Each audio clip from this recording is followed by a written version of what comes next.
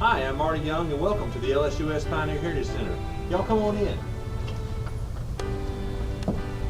Okay, we're in the Webb and Webb Commissary, and the Webb Commissary serves as our welcome center here at the Pioneer Heritage Center. The Webb Commissary was moved to the university in the early 1980s and was originally built in the early 1900s. It serves as our welcome center, and here's where we describe how this major trend from into sharecropping would take place. It's also where we talk about some early Louisiana history, and we just gear everyone up for our tour of the facility.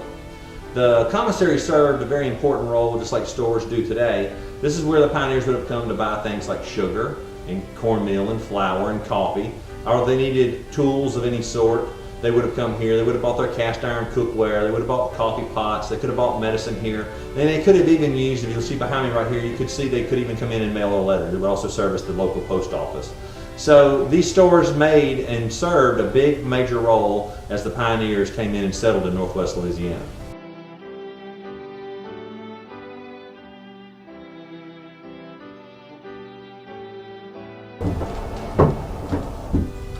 Our next building here at the Pioneer Heritage Center is our blacksmith shop. Our blacksmith shop was donated by a gentleman named Jack Grigsby. He donated the building. This is an all-log, square-notch cypress construction. And then our blacksmith equipment came from one of our instrumental founders here at the Pioneer Heritage Center, a gentleman named Goodloe Stuck. And he donated about 90% of our blacksmith equipment from his family plantation of Jubilee down in DeSoto Parish. The blacksmiths played a very large role in these early settlements. If it wasn't for the blacksmiths, we'd also be working with stone tools. So they had a slight edge over the other craftspeople during this time period. I'm not saying he was more important, he just had a little bit of an edge in the sense that carpenters, butchers, farmers, stonemasons, tailors, they all had to have tools, and the blacksmith was the guy who made all those tools. He made the scissors, the needles, the plow points, the axes, the shovels, the hammers, the hinges, the nails. So he was very instrumental in moving us into that industrial age and bringing us out of the rural life that we were all accustomed to during this time period.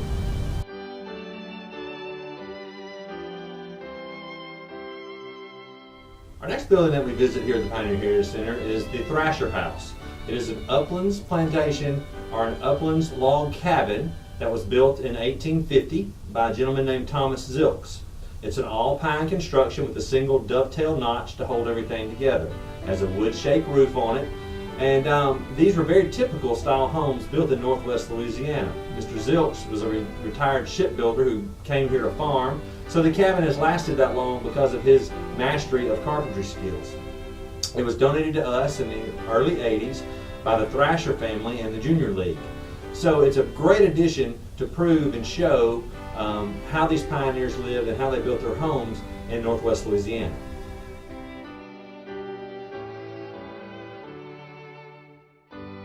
Our next home we have here at the Pioneer Heritage Center is our Caspiana Big House.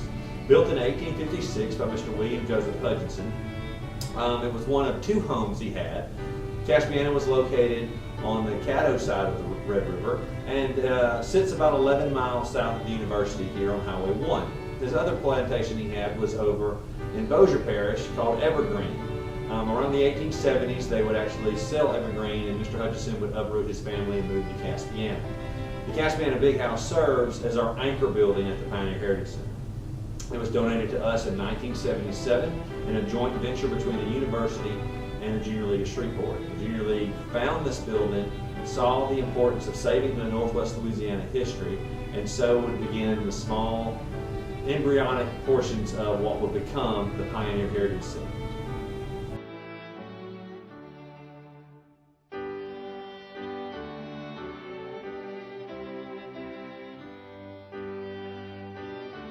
Stop here is our detached kitchen. The detached kitchen came also as another donation from the Webb family, just like our general store. And we converted the little one-room home into our detached kitchen. Kitchens were detached from the homes simply because of the heat that we generated every day with a cook fire. You didn't want to cook fire and have heat in your house in August, but the main reason being because of the threat of fire. If a fire was going to break out, the kitchen was the most likely spot it was going to happen. And you did not have it attached to your home because it was easier to allow your kitchen to burn down than to watch your entire house burn down. Most things in the kitchen could be easily replaced. And when they did their cooking in these types of kitchens, what they used was the fireplace and the open hearth. So they would rake those hot coals out onto the hearth, set their Dutch ovens on that, and that's how they would do their cooking, such as cooking biscuits, breads, cakes, pies, and they would set their skillets on there and they would cook things like bacon and eggs and ham. Typical type things that most pioneers would eat on a general morning when they got ready to go out and work for the day.